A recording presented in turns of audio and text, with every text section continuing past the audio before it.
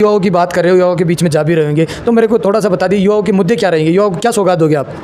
देखो, भारतीय जनता पार्टी का यदि यहाँ कमल खिलेगा और कहीं पार्टी ने मौका दिया तो निश्चित रूप से युवाओं को। कैलाश जी, आपकी विराटनगर विधानसभा को कोटपुतली जिले से जोड़ दिया गया, तो आपको फ़ायदा हुआ या नुकसान हुआ, किस तरह से आपको प्रभावित कर रहा है ये? कैलाश जी, यहाँ पे प्रशासन के काम किस तरह से हो रहे हैं, क्योंकि यहाँ पास आप बता रहे हो ऐसा कानून व्यवस्था है, तो आप पार्टी के वरिष्ठ कार्यकर्ता भी रहे, तो आपकी जिम्मेदारी बनती थी कि ऐसे अधिकारियों को आप ट्रांसफ़र करवाते, क्या भूमिका रही विपक्ष में आपकी? देखिए कैलाश जी, चलो मान लेते हैं आपको अब की बार पार्टी टिकट दे देती है, तो आप जनता के बीच में जाकर किन मुद्दों को कहेंगे कि मेरे को वोट दीजिए? मैं आपके तेज मीडिया ग्रुप की ओर से तो नमस्कार, विधानसभा चुनाव नज़दीक है। आज मैं विराटनगर विधानसभा पहुंचा हूं। मेरे साथ भारतीय जनता पार्टी के वरिष्ठ कार्यकर्ता कैलाश जी ताखड़ जुड़ रहे हैं, उनसे बातचीत करेंगे विधानसभा चुनावों को लेकर। कैलाश जी, आपका स्वागत है। धन्यवाद, आपके चैनल का भी यहाँ स्वागत है।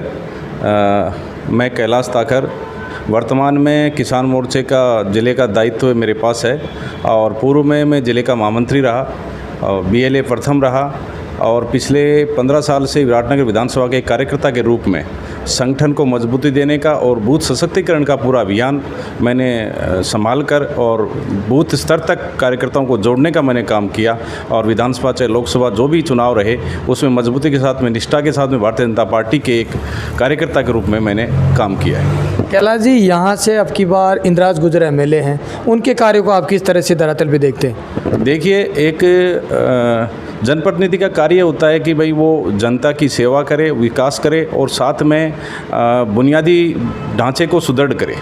जहाँ तक माननीय इंद्राज जी गुजर का सवाल है, रोड, सड़क, पानी, ये सब एक बुनियादी सुविधाएं हैं और ये हर जनप्रतिनिधि को का काम होता है कि वो काम करे, परंतु ये उससे हटकर जो बुनियादी सुविधाएं मेरी नज़र में हैं कि एक विकास के साथ साथ में एक युवाओं के लिए एक रोज़गार का सृजन हो और उनको रोज़गार के यहाँ साधन मिले और यहाँ एक ऐसा ढांचा बने जिससे कि युवा हैं वो भटकाव की स्थिति में न रह के और रोज़गार के प्रति आकर्षित रहें, अपने आप में स्वावलंबी बने और इस क्षेत्र का विकास हो। तो मेरे हिसाब से जो यहाँ है उन चीज़ों की कमी रही है। कोई भी रिको क्षेत्र यहाँ इंडस्ट्रियल एरिया नहीं बन पाया है, ना ही उस और कोई मंशा यहाँ के विधायक की रही है और ना ही कोई डेवलपमेंट वो कर पाए हैं। और निश्चित रूप से सरकारी नौकरी सभी को नहीं मिल पाती है, ये आप और सब हम जानते हैं और उसके लिए ज़रूरी है कि जैसा माननीय प्रधानमंत्री जी का सपना है कि मेक इन इंडिया की तरह हर जगह, हर क्षेत्र में एक ऐसा हब बने और वहाँ के उत्पाद पूरे इंडिया में जाएं और उस दिशा में काम हो। उस दिशा में कोई काम नहीं हुआ तो यहाँ युवा निराश है, बेरोज़गार है, उस ओर कोई ध्यान नहीं दिया गया। कैलाश जी, आप युवाओं की बात कर रहे हो, युवाओं के बीच में जा भी रहेंगे, तो मेरे को थोड़ा सा बता दीजिए युवाओं के मुद्दे क्या रहेंगे, युवाओं को क्या सौगात दोगे आप?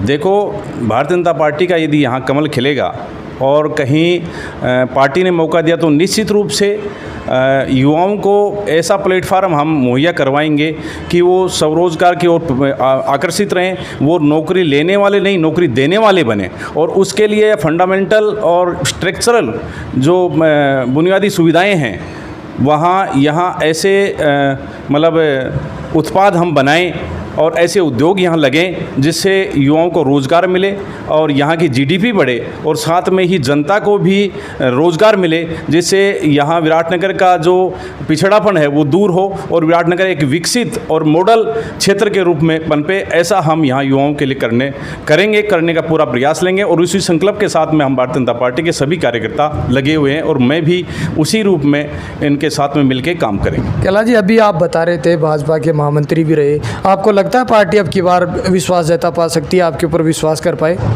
देखो, निश्चित रूप से हर कार्यकर्ता का हक होता है, अभिलाषा होती है और जो भी सार्वजनिक जीवन में काम करता है वो अपेक्षा रखता है कि पार्टी उसको पुरस्कार दे और मैं ऐसा ही कार्यकर्ता हूँ। मैं ये मानता हूँ कि पार्टी में निष्ठा के साथ में मैंने काम किया है। पिछले 15 साल में कोई ऐसा क्षेत्र जो पार्टी ने मेरे को कोई भी दायित्व दिया उसमें कुशलता के साथ में और मैंने सरलता और सुलभता के साथ में पार्टी का काम किया है। तो निश्चित रूप से हम अभिलाषा रखते हैं कि पार्टी एक सच्चे कार्यकर्ता को यदि मौका देगी तो निश्चित रूप से दावेदारी मैं भी रखता हूँ, तो मौका देगी पार्टी तो निश्चित रूप से मैं उसके साथ में न्याय करूँगा। कैलाश जी, आपकी विराटनगर विधानसभा को कोटपुतली ज़िले से जोड़ दिया गया, तो आपको फ़ायदा हुआ या नुकसान हुआ? किस तरह से आपको प्रभावित कर रहा है ये? देखिए, ये एक क्षेत्र विराटनगर विधानसभा है, वो 4 क्षेत्रों में बटा हुआ है। एक ऐसा इलाका जो कोटपुतली से अटैच था, पहले कोटपुतली विधानसभा में था। एक ऐसा इलाका जो साफरा से लगा हुआ है, और एक ऐसा इलाका जो जमारामगढ़ का पहले हिस्सा रहा, बाणगंगा जिसको बोलते हैं, वो इलाका है। तो इस प्रकार से ये 3-4 संस्कृति और 3-4 विधानसभा 3-4 उसमें क्षेत्रों में बटा हुआ इलाका है।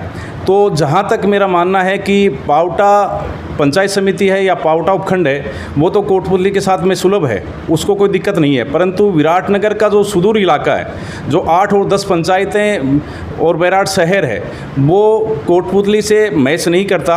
और कोटपुतली से करीबन 80 किलोमीटर की दूरी है उनकी, और उनका लगाव जयपुर से रहा। और जयपुर, उनके मकान हैं, उनके बच्चे जयपुर पढ़ रहे हैं, और वो आसानी महसूस करते हैं कि सीधा जयपुर के लिए उनके लिए आने जाने का साधन है। यदि कोटपुतली उनको आना पड़ेगा, कोटपुतली से भी 10 किलोमीटर आगे मुख्यालय कोटपुतली ज़िले का बना है, तो निश्चित रूप से उनको पहले कहीं पावटा आना पड़ेगा, पावटा से कोटपुतली, और कोटपुतली से पनियाला जाना पड़ेगा। तो उनके लिए असुविधा हुई है, और उनकी जो जयपुर से जो लगाव था उससे दिक्कत हुई है, तो इसलिए उनके लिए ये असुविधाजनक है। तो निश्चित रूप से इससे नुकसान हुआ है। विराटनगर के सुदूर इलाके के जो लोग हैं, बाणगंगा के क्षेत्र के लोग हैं, मेडकुंडला के जो लोग हैं, वो असुविधा महसूस कर रहे हैं, और उनमें विरोध है कि हमको जयपुर ज़िले में ही रखा जाए। तो इसलिए उनके लिए कठिनाई ज़रूर हुई है, और निश्चित रूप से भारतीय जनता पार्टी की यदि सरकार बनेगी तो हम उस चीज़ को देखेंगे, और निश्चित रूप से उनको न्याय मिले, ऐसा हम काम ज़रूर करेंगे।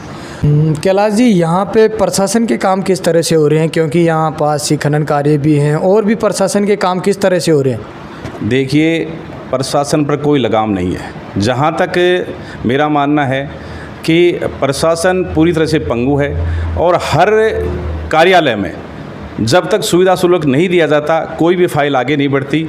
यहाँ की जनता, यहाँ का किसान, यहाँ का मजदूर, वो किसी भी काम के लिए यदि कार्यालय में जाता है तो उसको बिना सुविधा शुल्क के कोई काम नहीं होता। भ्रष्टाचार का बोलबाला है, और पूरी तरह से चरमराई हुई कानून व्यवस्था है। चाहे गोलीकांड हो, चाहे चोरी हो, चाहे डकैती हो, चाहे लूटपाट हो, निश्चित रूप से ये अशांत क्षेत्र पिछले 5 साल में बना है।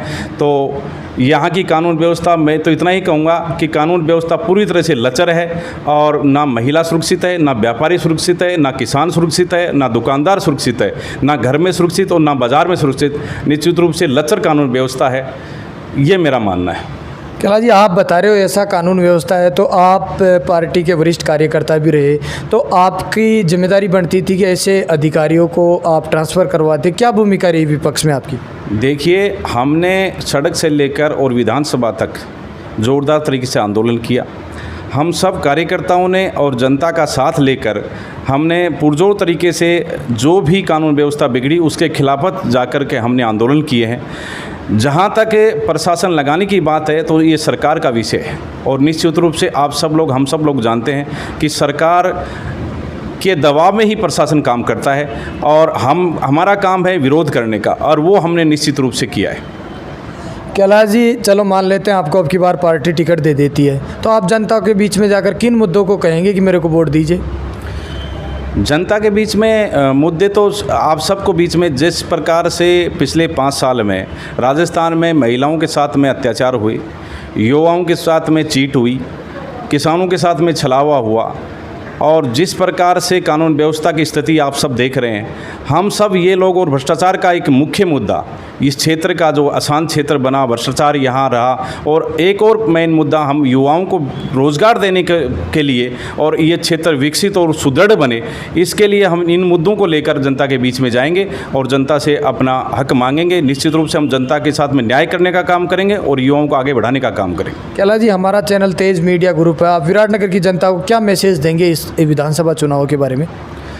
मैं आपके तेज मीडिया ग्रुप की ओर से और हमारे सभी भारतीय जनता पार्टी के कार्यकर्ताओं की ओर से यही मैसेज देना चाहूँगा कि जनता भारतीय जनता पार्टी की तरफ देख रही है, और हम भारतीय जनता पार्टी के एक निष्ठावान कार्यकर्ता होने के नाते मैं सभी जनता से यही अपील करूंगा कि भारतीय जनता पार्टी जिसको भी कमल का निशान देकर इस विधानसभा में भेजे और पूरी जनता का आशीर्वाद हम सबको मिले तो निश्चित रूप से हम जनता के साथ में न्याय करेंगे और भारतीय जनता पार्टी का यहाँ कमल खिलाने का काम करेंगे और राजस्थान में प्रचंड बहुमत की सरकार बनाने का काम करेंगे। कैलाश जी बहुत बहुत धन्यवाद आपका टाइम देने के लिए। बहुत शुक्रिया, आप सब ने टाइम दिया और निश्चित रूप से हमारी आवाज़ आप ऊपर तक पहुंचाएंगे, ऐसी मैं आशा और अपेक्षा। आपको पुनः बहुत बहुत धन्यवाद।